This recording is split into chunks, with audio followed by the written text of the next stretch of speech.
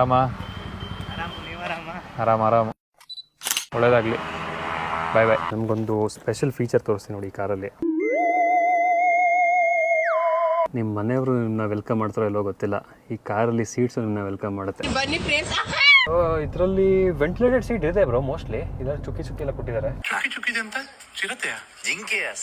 ನನಗನ್ಸೋ ಪ್ರಕಾರ ಒಂದು ಫಾರ್ಚ್ಯೂನರ್ ತಗೊಳ್ಳೋ ಬದಲು XUV 700 ಆರಾಮಾಗಿ ತಗೋಬಹುದು. ಬಟ್ ಇದರಲ್ಲಿ ನನ್ಗೇನೋ ವೆಂಟಿಲೇಟೆಡ್ ಸೀಟ್ ಒಂದು ಕೊಡ್ಬೇಕಾಯ್ತಪ್ಪ. ತಂಪು ಇರುತ್ತೆ.